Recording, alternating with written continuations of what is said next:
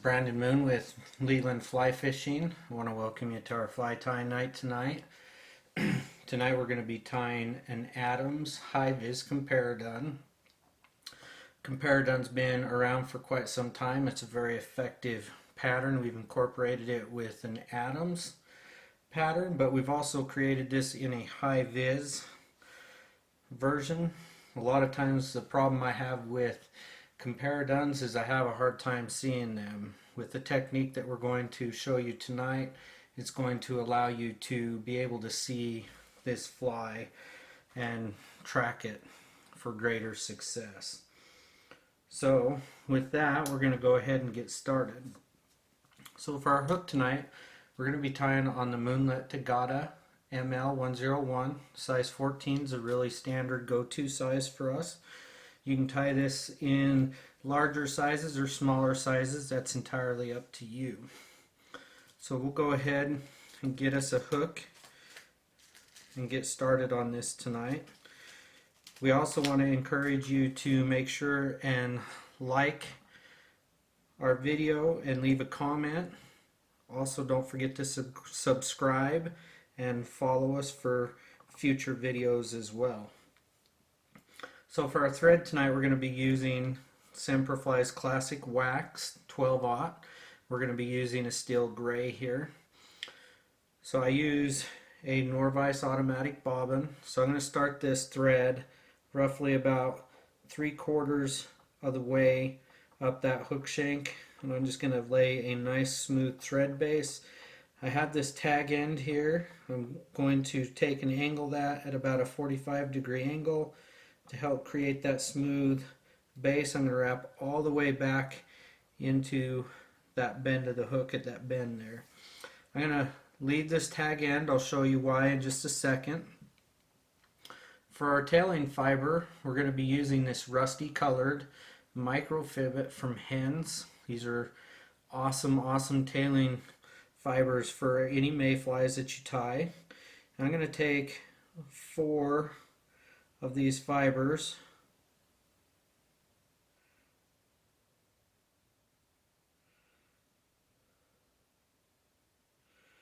Okay, so I've got 4 fibers there. I'm just going to trim that out.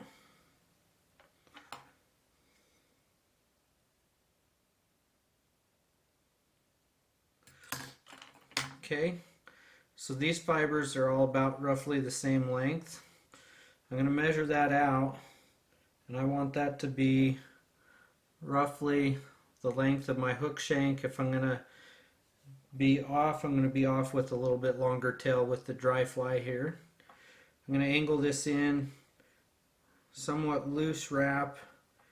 Second wrap I'm going to pull tighter, and you can kind of see that microfibet pulls up to the top there. Now I'm going to separate these.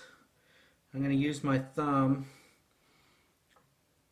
I'm going to pull them up and separate them.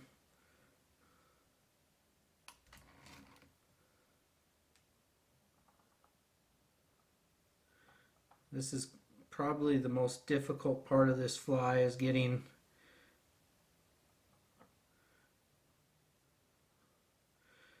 these fibers to separate. Okay, so I've got them separated.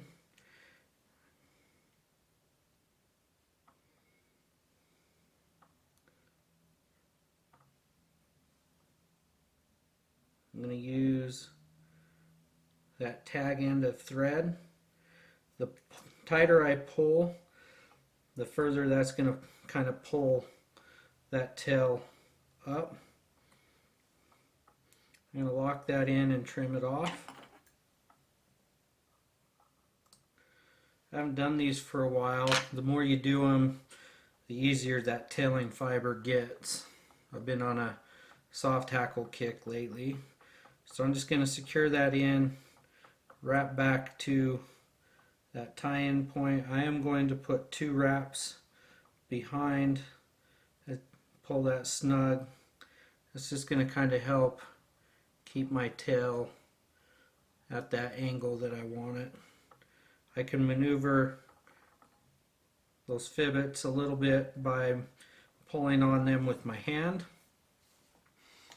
So you're going to take this muskrat gray turkey biot from Nature's Spirit. You can see I've been using in this little slot here. These here on the other side are also some biots. Okay, these biots are shorter, they're wider. These ones are longer, narrower. Okay, and you're going to want to take one of these off of here.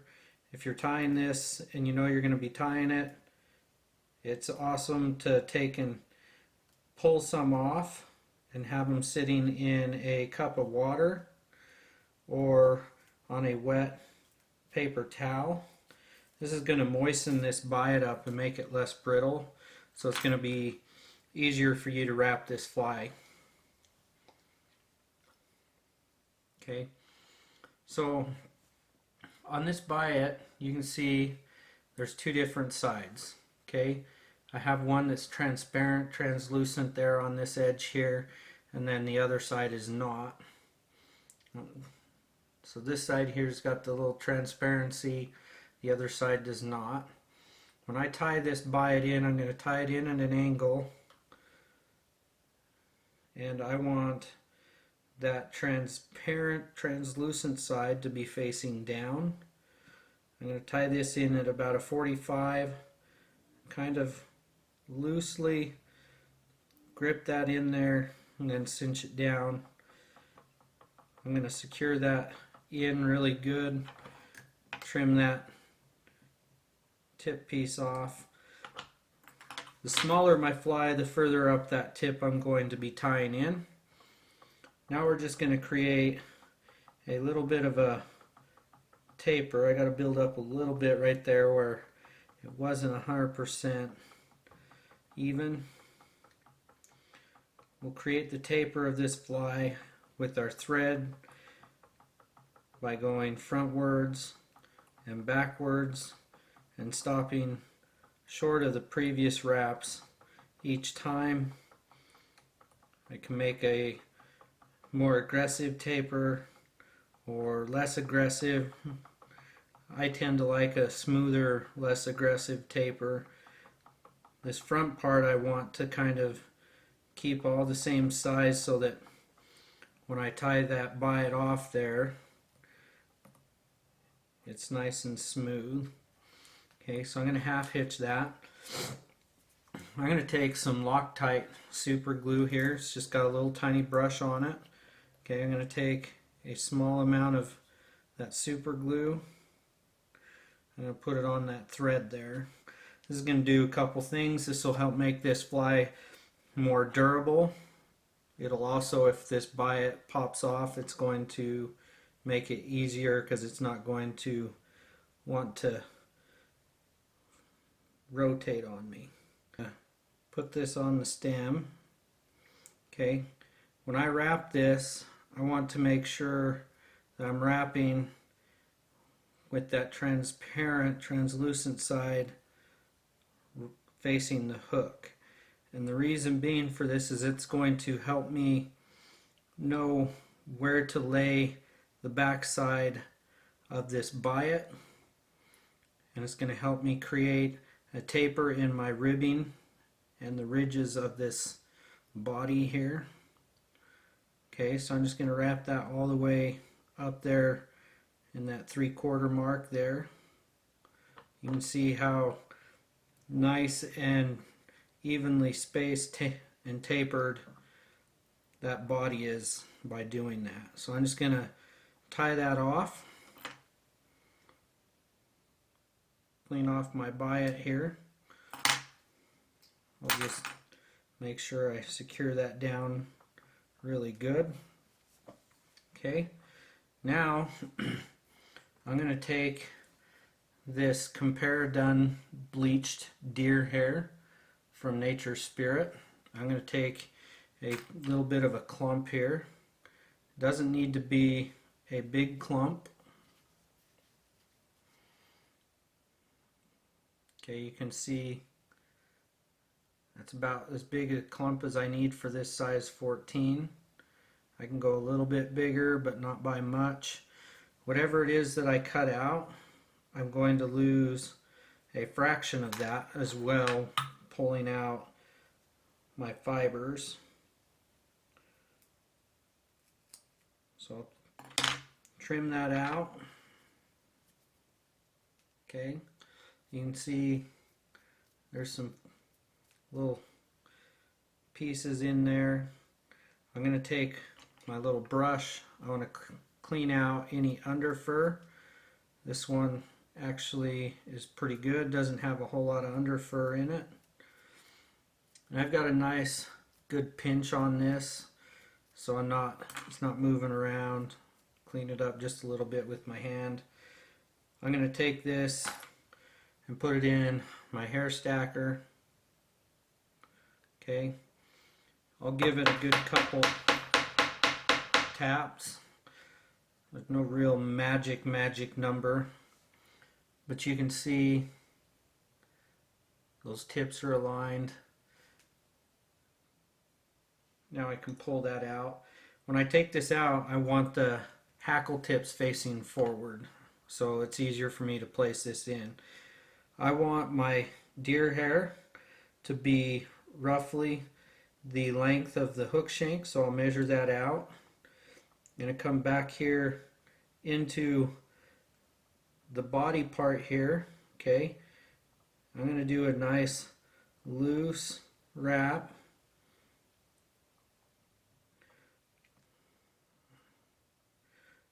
I'll make sure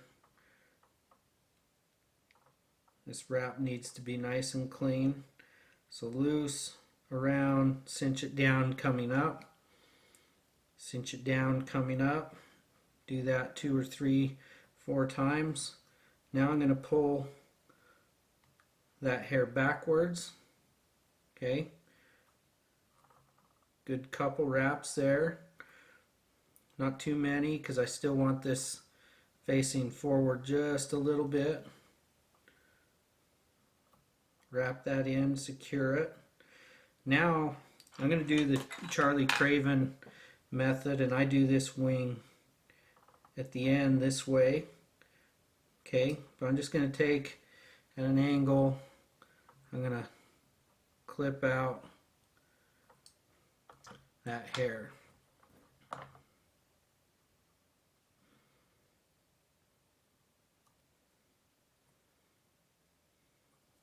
Okay, so I trim that out nice and neat. I'm going to wrap that down, pull it tight again. Now I'm going to kind of stand this up a little bit. I'll build a nice little thread dam here in the front. It's going to help stand that up, fan that out.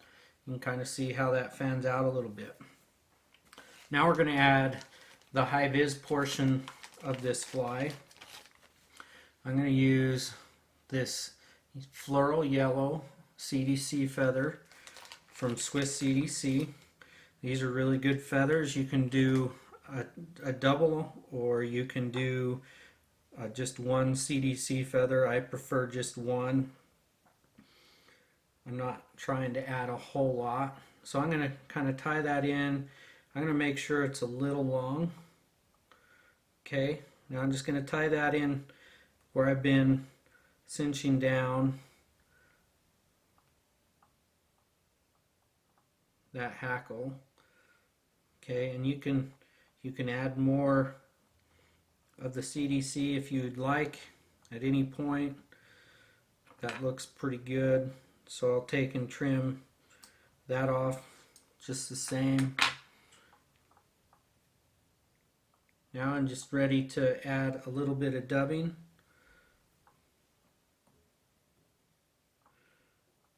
My tailing fiber, I got him there.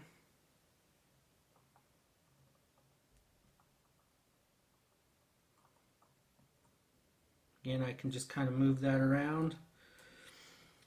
Now I'm going to take for my dubbing, I'm going to use the Semperfli Kapok dubbing. I'm going to use the Adams color here. It's the gray right there. I don't need a whole lot. It's super fine dubbing. Okay, so I'm just gonna create a nice fine noodle on there. Now I'm gonna pull that back. I'm gonna start my hackle up here for my thorax. I'm gonna take some to help fill this in and keep my hackle nice and flared. Now I'm just going to build up a good dubbing dam right there at the front. There you can see we've got that there. I can stand that up a little bit more, building a little bit more of a dam there if I want. Now I'm just going to take and do a 3-turn whip finish.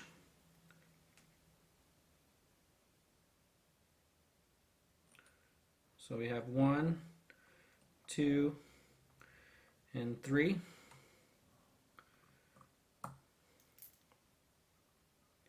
Now I'll snip this out.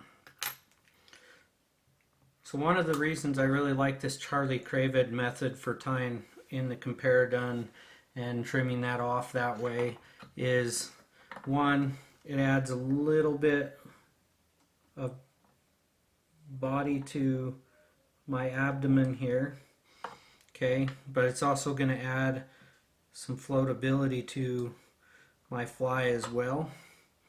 Adds a nice little taper going into that thorax abdomen area. It's going to float really good, but it's going to float nice and low in the water column here. So here you have our high vis Adams Comparadun. Thank you for watching. Make sure and like the video and leave a comment for us in the comments, and subscribe to the channel so you can see more videos in the future. Thank you. You have a wonderful evening.